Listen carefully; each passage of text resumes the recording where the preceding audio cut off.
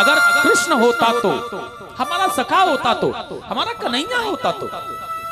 और यह समझदार थे इसलिए चलने लगे, लगता है कि नहीं है वो कृष्ण। और स्वामी सुखदेव जी कह रहे हैं जब ये जा रहे हैं ना तो इस उद्धव ने निकल के कहा, अरे ओ भैया रुको, मुझे यशोदा मैया के महल जाना है, जरा रास्ता बता दो। लेकिन वही सखा कह रहा है मधुमंगल आकर के, अरे ओ यशोदा मैया के महल जाने वाला कौन सा मार्ग बताएं तुझे? एक मार्ग तो बड़ा सुंदर है, तेरा रथ चला जाएगा लेकिन देर से पहुंचेगा। लेकिन एक मार्ग ऐसा है, तू पैदल जाए तो बहुत जल्दी यशोदा मैया के पास पहुंच जाएगा। लेकिन वो कैसा मार्ग है भैया? बड़ा सुंदर कहा है आज इन ग्वाल वालों ने, जिस दिन से ते कन्हैया है ना वो अपनी मैया को छोड़ के गया है ना, उसी दिन से वो रोती रहती है बस। और सुनो उद्धव, उनकी आंखों से बहकर के जो जल गिर रहा है ना वो बहता हुआ चला रहा है। ये नाली बह करके आ रही है ना, ये जल की जो बह करके नाली आ रही है, ये नाली नहीं है अक्सर में, ये ब्रजवासियों का, ये यशोदा मैया उन गायों का, उन पंछियों का, उन बछड़ों का, वह करोड़ों गोपियाओं के दीर्घ बिंद हैं जो गिर करके बह करके आ रहे हैं। इनके सारे चला जा, उद्धव पहुंच जाएगा मैया यशोदा के पास में थी। आज उद्धव को जो ज्ञान का अहंकार था ना, इसकी यह ज्ञान गूदड़ी है ना चटकने लगी है। क्या कोई इतना प्रेम कर सकता है भगवान से? या फिर भगवान से नहीं तो क्या लाला ही समझा था यशोदा ने, तो क्या कोई इतना प्रेम अपने पुत्र से भी कर सकती है माँ जितना कि यशोदा मैया कर रही है? या ये ब्रजवासी इतना प्रेम कर सकते हैं? इनका तो ऐसा संबंध भी नहीं था। अगर यशोदा मैया करे तो उसका पुत्र था, नंद बाबा करे तो उसका पुत्र था, लेकिन इनका क्या संबंध था? बस वही भक्ति, वही प्रेम, बस इसके लिए इतना अगाध प्रेम कोई कर सकता है क्या? और आज उद्धव का ज्ञान है ना वो चटकने लगा है। ज्ञान की बनी पटारी को लेकर के यह उद्धव जा रहा था ना, यह ज्ञान की जो पटारी है ना उद्धव की, यह चटक गई है, यह गूदड़ी नष्ट होने लगी यहीं पर। और आज फिर भी साहस करके यह नंद महल में जब गया है ना तो नंद बाबा से इसकी भेंट हुई है आज। और स्वामी सुखदेव जी कह रहे हैं भोले भाले नंद बाबा ने वसुदेव प्रीति से आज इसका सम्मान किया है। मथुरा नगर से आया है, बहुत कुशल पूछी, बहुत सुंदर आज उसको बिठाला, स्वागत किया उसका। लेकिन जब अपने कन्हैया की याद आई तो उनकी आंखों में आंसू आ गए और रो करके कह रहे हैं मेरा कृष्ण ठीक है ना उद्धव? वहां मेरा लाला ठीक तो रहता है ना? अरे ओ कृष्ण, अरे ओ उद्धव, वह भोजन कर लेता है ना अच्छी तरह से? भूखा तो नहीं रहता वह? नहीं बाबा, वह भूखा नहीं रहता, वह भोजन कर लेता है, वह अच्छा रहता है। अब तो शिक्षा पढ़ करके भी आ गया है, मथुरा में अच्छी तरह से रह रहा है। लेकिन क्या उसे कभी मेरी याद आती है? और जैसे याद आती है, कहा है ना आज उद्धव ने कहा है आती है तुम्हारी याद और वो फूट फूट करके रोता है तुम्हारे लिए बाबा। बहुत बेचैन होता है वो तुम्हारे लिए, इसीलिए मुझे भेजा है तुम्हारा संदेश लेकर के, तुम्हारी कुशल पूछने के लिए। अब कोई अपना नजदीक में हो और किसी पड़ोसी को भेज दे संदेश लेकर के पूछने के लिए मेरे माँ बाप कैसे हैं? और किसी का बेटा पास नहीं हो लेकिन जानबूझ करके नहीं आ रहा है और किसी पड़ोसी को भेज दे के राजी खुशी लेकर के आओ, तो उस पिता से क्या गुजरेगी? अब भोले भाले नंद बाबा कह रहे हैं क्या उसके पास में मेरे पास आने का समय नहीं है? जो तुम्हें भेजा है, मथुरा कितनी दूर है यहाँ से?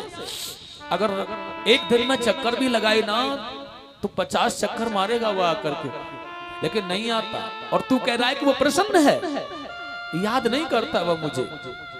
और बस रो रहे हैं नंद राय जी, लेकिन साहस किया उन्होंने।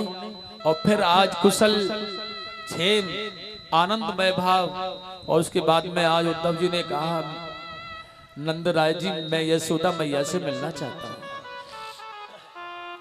बहुत रोकने का प्रयास किया है नंद बाबा ने, यशोदा मैया से मत मिलो आप, क्योंकि ज्ञानी उद्धव ये वह मैया यशोदा है जिसके सामने ब्रह्म की भी नहीं चली है, तू कितना भी बड़ा ज्ञानी क्यों न हो।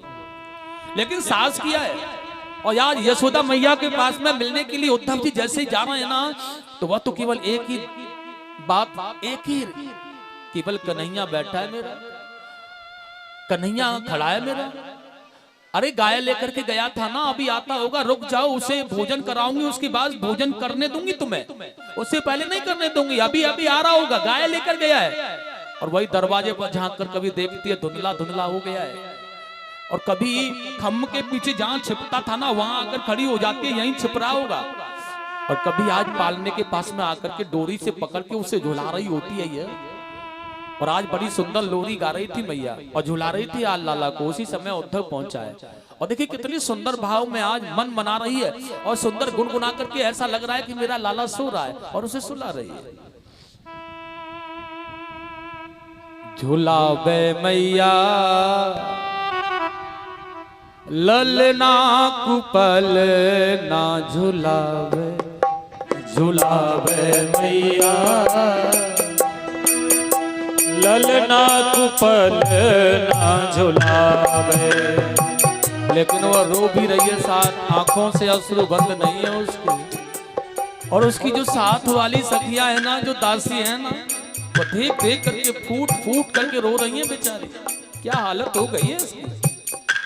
कैसा निर्दयी निकला इसका पुत्र जो छोड़ के चला गया, अभी तक नहीं आया।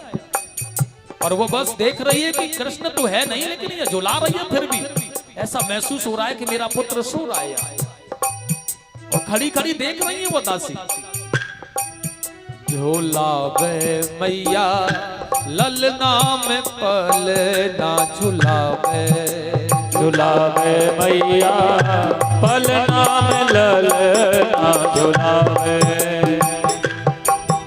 और लोरी गावे वो गीत सुनावे, लोरी गावे गीत सुनावे, लोरी गावे वो गीत सुनावे, वो तो हंस हंस के बतरावे। झुलावे मैया ललना में पले ना झुलावे, ओ झुलावे मैया पलना में ललना झुलावे। झुलावे मैया पलना में ललना झुलावे, झुलावे मैया पलना में ललना झुलावे। झुलावे मैया पलना में ललना झुलावे। आज ऐसा दृश्य देख करके उद्धव भी आश्चर्यचकित रह गया। लेकिन सास की या माता को प्रणाम तो कर ही लूं, यह कृष्ण की माँ है, मेरे मित्र की माँ है, तो इनका चरण स्पर्श कर लेता हूँ, प्रणाम कर लेता हूँ। और आज उद्धव ने जाकर के अपना परिचय दिया है। मैं मथुरा नरेश महाराज उग्रसेन और उनके युवराज कृष्णचंद्र जी महाराज का मित्र उद्धव हूँ। माता यशोदा जी के चरणों में प्रणाम करता हूँ मैया। और जैसे प्रणाम किया ना जाकर के, अरे ओ हट हट जा यहाँ से, कहां से आया है तू, कौन है, तुझे दिख नहीं रहा है मेरा लाला सो रहा है। और अरे ओ दासी हो, ये कृष्ण सो रहा है, तुमने इसे भेज दिया, बहुत निर्दयी हो तुम, सोने भी नहीं देती हो इसे। और ऐसी हालत बनी है।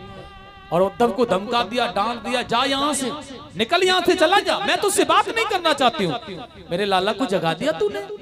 और आज उद्धव निकल करके भागा चला रहा है, देखा नहीं जा रहा है उद्धव से। आज यह हाल जो यशोदा मैया का बना हुआ देखा नहीं गया। यहाँ गुदली इसकी है ना चटक रही है बार बार, और साहस करके महलों से निकल के बाहर आ गया और रोता हुआ उद्धव आज बिलख रहा है, कृष्ण कहाँ भेज दिया तुमने मुझे, कहाँ फंसा दिया तुमने मुझे। और लेकिन गोपियाओं से मिल रहा है, बड़े प्रेम से कहा है, कहा उद्धव ने जब बढ़कर मथुरा से मैं आया हूँ,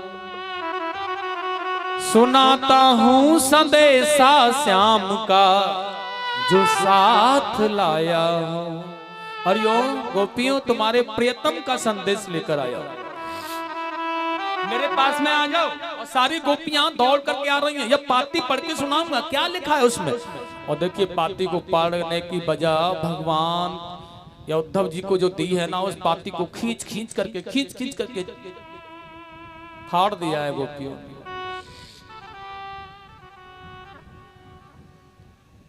कुछ गोपियां बातें कर रही थी, उद्धव ने कहा, रे ओ गोपियों, क्या दशा है तुम्हारी, ऐसे कोई भक्ति होती है, ऐसे कोई प्रेम होता है, ये कोई भक्ति है, ये कोई प्रेम है। और उद्धव समझा रहा है, मैं तुम्हें बताता कृष्ण कैसे मिलेंगे, समझाता भगवान कैसे मिलेंगे, वो परम ब्रह्म परमात्मा को पाने का यह कौन सा तरीका तुम्हारा। गोपियों ने कहा, उद्धव एक तो मन था जो कृष्ण के साथ चला गया हमारा, अब दूसरा कहां से लाएं मन जो कि उसमें तेरे इस ज्ञान गूढ़ को भर लें? नहीं है, एक ही था, वो कृष्ण के साथ चला गया। और बाकी गोपियाओं ने आकर एकदम से खींचा उन गोपियों को, अरे हो इससे, अरे इससे क्यों बातें कर रही हो, इधर आओ तुम्हें मैं दिखाती हूँ। एक भंवरा एक कली का रस चूस रहा था और एक गोपी उसे देख रही थी, दूसरी वाली ने हाथ पकड़ के खींच लिया, तू क्यों देख रही है ऐसे, यह बिल्कुल अपने स्वामी की तरह निर्दयी है, इस कली का रस चूस लेगा, दूसरी पर बैठ जाएगा। वैसे ही वह कृष्ण है, हमारा रस चूसने की बात कुविजा से प्रीति कर ली है मथुरा में जाकर उसने, चल यहाँ से मत देख इसे। उसके बाद में एक सखी ने कहा, बहन अब नहीं आएंगे वो श्याम सुंदर, बेकार मैं पीछा कर रही हूँ उनका। जले वन को छोड़ करके मृग चले जाते हैं, दक्षिणा लेकर यजमान को छोड़कर पंडित चले जाते हैं ना, वैसे ही वह चला गया, अब नहीं आएगा।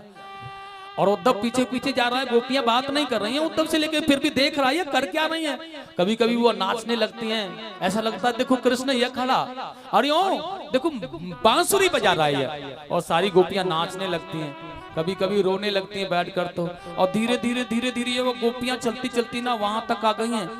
एक सरोवर का किनारा है, एक वृक्ष के नीचे राधा जी लेटी हुई हैं, अनेक गोपियां मिलकर के उनकी दासियां है ना, वह उनको जागृत करने की, जागृतमय करने की कोशिश कर रही हैं। और बस केवल बहाना, और क्या बहाना कर रही हैं, वो कह रही हैं उनके पास, अरे ओ राधा आज रात में ना तेरा कन्हैया हमारे स्वप्न में आया था, और सुन वो मटकी लेकर के चला गया। बहुत मना करने के बाद भी किसी गोपी ने कहा वो पनघट पर मुझे छेड़छाड़ कर रहा था, मैंने बहुत समझाया नहीं माना, वह निर्दयी। लेकिन राधा जी ने बड़े प्यार से कहा है, अरे ओ बहनो तुम्हें स्वप्न आ जाता है क्योंकि निंद्रा आ जाती है, और निंद्रा आ जाती है तो तुम बड़े आराम से सो जाती हो, फिर स्वप्न देख लेती हो और कन्हैया तुम्हें मिल जाता है स्वप्न में। लेकिन जिस दिन से वो निर्दयी गया है ना, मेरी तो रातों की नींद भी साथ ही ले गया है। मुझे नींद नहीं आती है, मुझे बिल्कुल भी नींद नहीं आती है, क्योंकि स्वप्न तो तभी आएगा ना कि जब नींद आएगी, नींद नहीं आती है मुझे। और ऐसा साहस किया उसने, खड़े होकर के अपने कृष्ण की विरह में वो वेदना जागृत करती हुई लता पताओं से पूछ रही है, कन्हैया है क्या यहाँ? यमुना के पास आ गई, उद्धव पीछे पीछे घूम रहा है, भटक रहा है, कभी इस गोपी के, कभी इस गोपी के, कभी इस राधा जी के साथ में। और राधा जी ने आकर के यमुना मैया से कहा है, तेरे यहाँ प्रतिदिन यहीं स्नान करता था आकर के, बहन कालंदरी मेरा तो उससे कोई दुश्मनी या द्वेष थोड़ी है, तू बस इतना बता दे कि आज भी स्नान करने आया था क्या वो यहाँ? लेकिन कोई आया हो तो बताए ना, कोई नहीं बताता, उसे जवाब कोई नहीं देता है। और वहीं बैठी राधा जी कह रही है, तू नहीं बोलती है बिल्कुल, और तू बिल्कुल मौन रहती है, मेरा कृष्ण चला गया है, मेरा अंग अंग दुख रहा है, मुझे नींद नहीं आती है, मैं परेशान हूं, तू बोल भी नहीं रही है। लेकिन तेरी यह मौन अवस्था है ना, इसका जवाब तो मैं तुझे दे देती।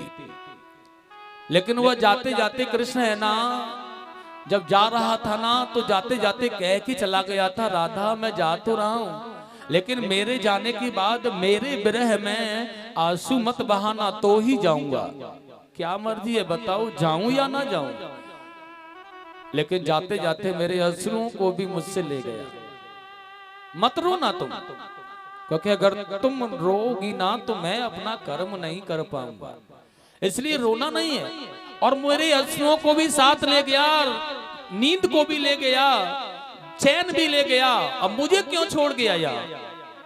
अगर मुझे रोने के लिए भी कह गया होता ना, तो एक भी अश्रु, केवल एक दृग्बिंदु अपनी आंखों से नीचे निकालती, और महारानी यमुना मैं तुझे इस वृंदावन की रज से बहुत कोसों दूर बहा देती, केवल एक दृग्बिंदु में।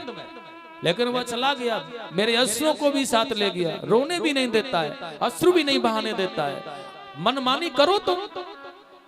और देख रहा है उद्धव, एक दृग्बिंदु में यमुना की जैसी नदी को, पावन को, और ये राधा कह रही है एक दृग्बिंदु में से कोसों दूर बहा देती ब्रज से।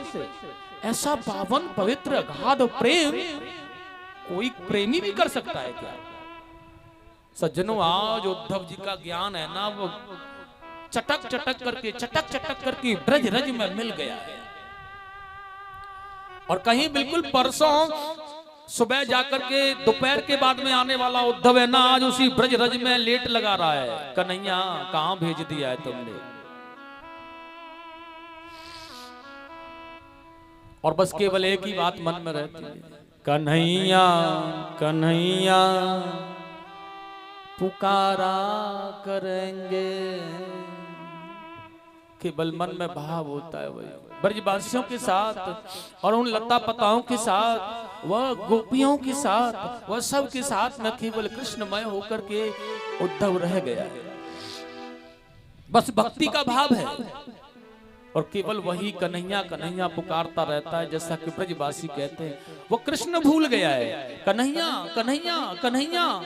और कृष्ण 6 महीने हो गए उद्धव को, और 6 महीने के बाद में जब उसे कुछ याद आया है कि मैं कौन हूँ, कहां से आया हूँ, किसने भेजा है मुझे, तो आज अपने कृष्ण की याद करने लगा है। वो कृष्ण, मैं जान गया हूँ तुमने मुझे अपना बनाने के लिए यहाँ भेजा था, और मैं जान गया हूँ कि तुम कैसे मिलते हो। और देखिएगा आज यह लौट करके 6 महीने के बाद में जा रहा है उद्धव, लेकिन जब जा रहा है तो इसका हाल कैसा है पता है? यह महामंत्री बनकर के आया था मथुरा का, बहुत बड़ा रथ था इसके पास में, बहुत बड़े गहने और वस्त्र पहने हुए था, यह बहुत बड़ा मुकुट लगा हुआ था इसके सर पर। लेकिन आज वह मुकुट नहीं है, वह पीतांबर, वह गहने नहीं है, वह वस्त्र नहीं है, और वह रथ भी नहीं है। और लेकिन है क्या उद्धव के पास? उद्धव के पास है वह ब्रज की रज, जो पैर के अंगूठे के नाखून से सर की चोटी तक को आज गूंद रखा है ब्रज रज ने। उद्धव को बिल्कुल ब्रजमय बना दिया है ब्रज रज ने। बस एक ही बात को याद करता जा रहा है, कन्हैया अगर कभी कृपा बरस जाए ना तो मुझे ब्रज में जन्म दे देना। अगर तुम्हारी इच्छा न होना तो ब्रज का मुझे मानव न बना पाओ ना, तो ब्रज का मुझे कौवा बना देना, तुम्हारे दर्शन करता रहूंगा दूर बैठ करके। और वह भी बनाने का सामर्थ्य न होना तो मुझे कोई कीड़ा बना देना ब्रज रज का, और वह भी न बना पाओ तो यमुना के जल का सीप बना देना मुझे। लेकिन तुम मुझे ब्रज में जन्म दे देना कैसे भी, क्योंकि इन ब्रजवासियों ने मेरा जीवन कृतार्थ कर दिया है कन्हैया। और ऐसा करता करता आज यह चला जा रहा है। और मथुरा में आकर के कन्हैया कन्हैया करने लगा। भगवान ने देखा यह कन्हैया कहने वाला कौन है, देखूं तो सही। और जब देखा है ना उद्धव का हाल क्या है, लेकिन जैसे ही उस ब्रज रज को देखा है, भगवान ने भाग करके आज उद्धव को अपने बाहों में भर लिया। इसी में तो मैं बड़ा हुआ हूं, इसी ब्रज ने तो मुझे पाल पोष करके बड़ा किया है उद्धव। ये आनंदमयी है, ये मेरा हृदय स्वरूप है ब्रजमंडल। यही बड़ा सुंदर पावन भाव है जिसमें मैं पला हूं, जिसमें मैं रहा हूं, जिसने मुझे यह आनंदमय किया है। अपने हृदय से लगाकर के भगवान ने उसे अपना सखा कह दिया है। इसके अहंकार को, अभिमान को भगवान ने चूर्ण कर दिया, नष्ट कर दिया है, और अपना बना करके अपना सखा कह करके अपना दिया है। और उद्धव पर बहुत बड़ी कृपा भगवान ने की है। प्रेम से बोलेंगे गोविंद भगवान की जय हो, आनंद कंद भगवान की जय हो, जय जय श्री राधे श्याम। आगे सुखदेव जी स्वामी ने कहा है, भैया ब्रजवासियों पर तो बहुत कृपा बरसाई है, लेकिन जब कंस का वध किया है ना तो उनकी पत्नी थी जिनका नाम था अस्ति और प्राप्ति। इनके पिता थे जरासंध, और यह जरासंध के पास में गईं रोती हुई, तो जरासंध ने तय कर लिया है, शांति बना लो, मैं तुम्हारे पति को मारने वाले को जीवित नहीं छोड़ूंगा। और इस भांति यह जरासंध मथुरा पर आक्रमण करने के लिए आ गया 23 अक्षौणी सेना लेकर के। लेकिन आज भगवान कृष्ण ने बलराम जी को सेना नायक बना दिया है। और एक बात कह दी है, बलराम जी ने, देख ले भैया तू लाला मुझे सेना नायक सेनापति तो बना रहा है युद्ध का, लेकिन मैं अपनी नियुक्ति से युद्ध करूंगा, तू अपनी मत चलाना बीच में। भगवान ने कहा हाँ नहीं चलाएंगे बड़े भैया, आप तो बड़े हैं, आप जैसा करेंगे वैसा ही तो होगा, बशर्त। बलराम जी ने कहा यह बशर्त किंतु परंतु मैं नहीं जानता, और फिर तू यह बशर्त और किंतु परंतु करने लगे। भगवान ने हंस करके कहा बशर्त यह कहना चाहता हूं कि जरासंध को नहीं मारना है। बलराम जी ने कहा जो हमारे घर पर आकर के चुनौती दे रहा है हम उसका वध नहीं करें, उसे मारे नहीं। भगवान कृष्ण ने कहा यह एक बार चुनौती देने वालों में से नहीं है, ये बार बार चुनौती देने वालों में से है। और सुनो, हमारा काम बनता रहेगा, क्योंकि यह एक बार जाएगा, फिर दोबारा आपने बड़े बड़े दैत्यों को, बड़े बड़े पापियों को यहाँ इकट्ठा कर करके लाएगा, और हम अपने घर पर बैठे बैठे ही मारते रहेंगे। हमें जगह जगह जाना नहीं पड़ेगा उन्हें मारने के लिए। इसलिए कह रहा हूँ बड़े भैया, दिमाग से काम लो। जरासंध चुप बैठने वालों में से नहीं है, इसलिए से जीवित छोड़ते रहो तो यह सारे विश्व के पापियों को यहाँ ले आएगा अपने आप मरवाने के लिए। 2-4 गिने चुने रह जाएंगे, उन्हें तो हम देख लेंगे। और ऐसा ही किया है। यह युद्ध करने के लिए आया, भगवान ने परास्त किया, पापियों का वध किया, ऐसे छोड़ दिया। फिर आया, फिर पापियों का वध किया, ऐसे छोड़ दिया। 17 बार 23 अक्षौणी सेना लेकर के जरासंध पधारा, लेकिन हर बार बलराम जी ने इसे परास्त किया है और यह चला गया लौट करके। आज यह 18वीं बार पुनः युद्ध की तैयारी कर रहा है, लेकिन अब की बार इसने ब्राह्मणों से यज्ञ कराया, तय कर लिया है अगर विजय श्री मिलेगी तो ही पुरस्कार आकर के दूंगा, और विजय श्री नहीं मिली ना तो तुम्हारी गर्दनें काट काट करके इसी यज्ञ में चढ़ाऊंगा। कितना बड़ा दुष्ट है। विजय श्री मिलनी चाहिए। और देखिए, यवन राज काल यवन को भी अपना मित्र बना करके ले आया है। यह भी मरना जरूरी है। भगवान ने देखिए कितनी युक्ति से काम